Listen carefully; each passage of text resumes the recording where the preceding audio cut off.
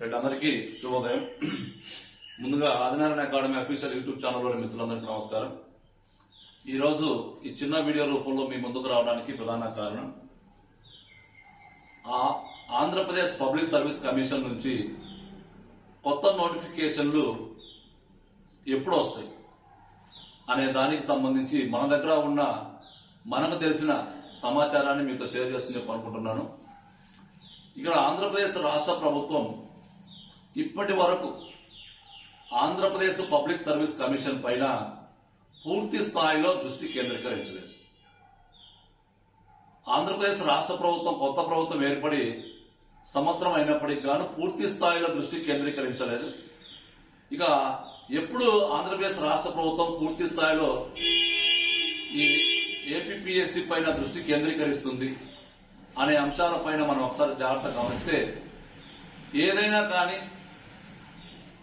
ఆంధ్రప్రదేశ్ రాష్ట్ర ప్రభుత్వం ఏపీపీఎస్సీ పైన ఈ డిఎస్సి ప్రక్రియ ఏదైతే ఉందో డిఎస్సి ప్రక్రియ మొత్తం ముగిసిన తర్వాత ఇక పూర్తి స్థాయిలో ఆంధ్రప్రదేశ్ రాష్ట్ర ప్రభుత్వము ఏపీపీఎస్సీ పైన దృష్టి కేంద్రీకరించే అవకాశం ఉంది.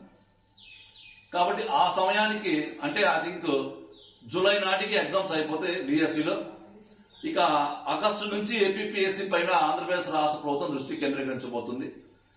ఐ థింక్ అక్టోబర్లో ప్రస్తుత చైర్మన్ గారు ఎవరైతే ఉన్నారో వారి యొక్క కాల పరిమితి అయిపోబోతుంది. కాబట్టి ఆ సమయానికి కొత్త చైర్మన్ ఎంపిక చేసుకోవడం, ఇక ఏపీపీఎస్సీ ద్వారా ఎవరైతే గతంలో అనుకున్న జాబ్ క్యాలెండర్స్ కావచ్చు, గతంలో అనుకున్న కొత్త నోటిఫికేషన్స్ ఏవైనా కానీ అక్టోబర్ తర్వాతనే రావడానికి అవకాశం ఉంటుంది. ఎందుకంటే ఈ మధ్యకాలంలో మనం గమనించిన ఏపీపీఎస్సీకి సంబంధించి ఏ నోటిఫికేషన్ వచ్చినా కానీ అవన్నీ కూడా కోర్టులో పెండింగ్ లో ఉన్నాయి కేసుల విషయంలో. అది డిప్యూటీఓ కావచ్చు, గ్రూప్ 2 కావచ్చు, ఇంకోటి ఏమైనా కావచ్చు.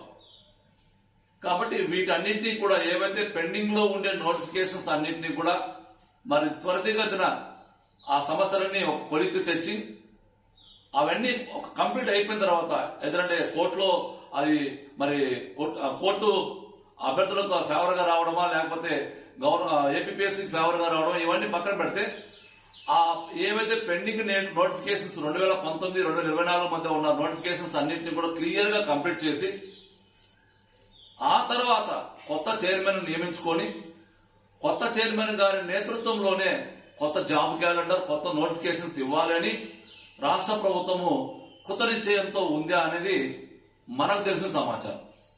కాబట్టి ఏది ఏమైనా కానీ యాస్పిరెంట్స్ ఎవరైనా కానీ అంటే కాంపిటీషన్ లో ఇక ప్రిపేర్ కావాలి అనుకునే మిత్రులకు ఇది మంచి అవకాశం.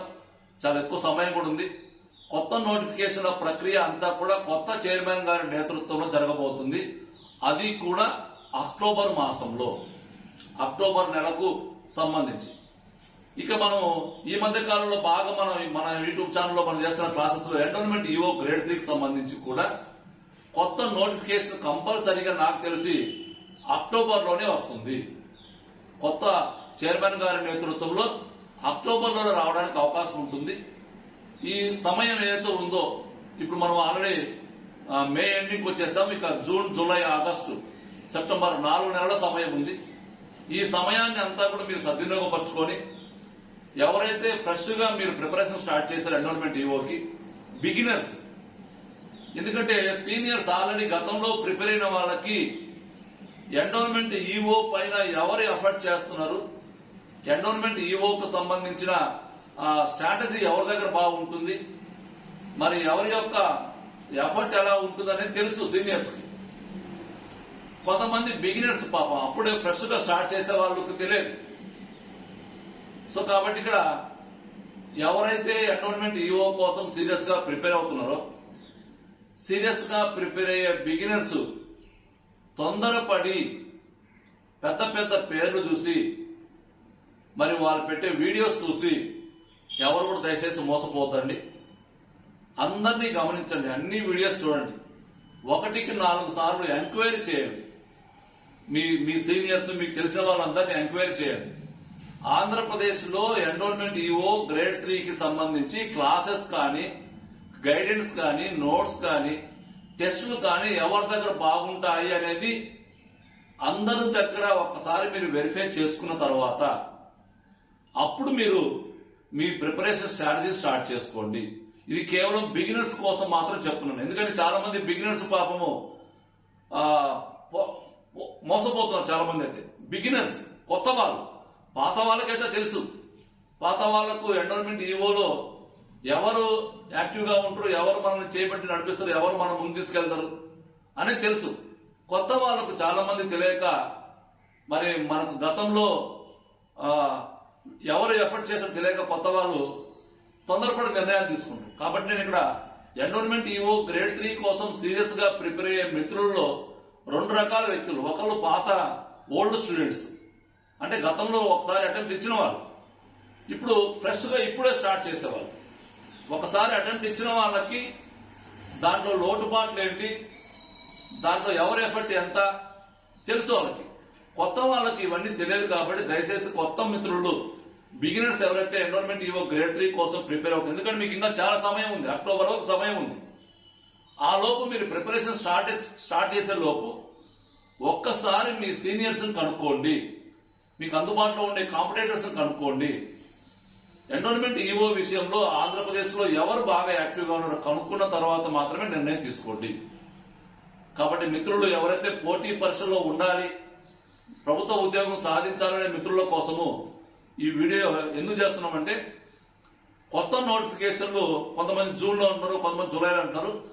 ఇవన్నీ కూడా నాకు తెలిసి రాంగ్. కంపల్సరిగా రాష్ట్ర ప్రభుత్వము ఈ ఏపీపీఎస్సీ మీద దృష్టి కేంద్రీకరించాలంటే కొంత సమయం పడుతుంది.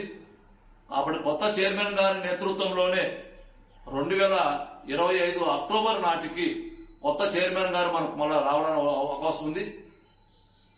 కొత్త చైర్మన్ గారు వచ్చిన తర్వాత ఈ పాత నోటిఫికేషన్స్ అన్నింటినీ కూడా కంప్లీట్ చేసుకున్న తర్వాత కొత్త నోటిఫికేషన్ రావడానికి అవకాశం ఉంటుంది. కాబట్టి ఇక ఎవరైనా కానీ ఆ కొత్త నోటిఫికేషన్ లో ఎవరెవరు ఏ నోటిఫికేషన్ ప్రిపేర్ కావాలి, ప్రధానంగా మనకు కంపల్సరీ రావడానికి అవకాశం ఉన్న నోటిఫికేషన్స్ ఏంటి, ఇప్పుడు ఆల్రెడీ అనౌన్స్ చేసిన నోటిఫికేషన్స్ ఎండోర్మెంట్ ఈవో గ్రేడ్ 3 ఒకటి. సో ఈ ఈవో గ్రేడ్ 3కి సీరియస్ గా ప్రిపేర్ కావాలనుకున్న మిత్రులకు ఇది ఒక సువర్ణ అవకాశం. కానీ మీ ప్రిపరేషన్ స్టార్ట్ చేసే ముందు, మీరు ఒక మెంటార్ని ఎంపిక చేసుకునే ముందు, మీరు ఒక ఫిలాసఫర్ని ఎంపిక చేసుకునే ముందు, మీరు ఒక మార్గదర్శిని ఎంపిక చేసుకునే ముందు ఒక్కసారి 2 సార్లు యూట్యూబ్ లో ఉండే అన్ని క్లాసెస్ గమనించండి.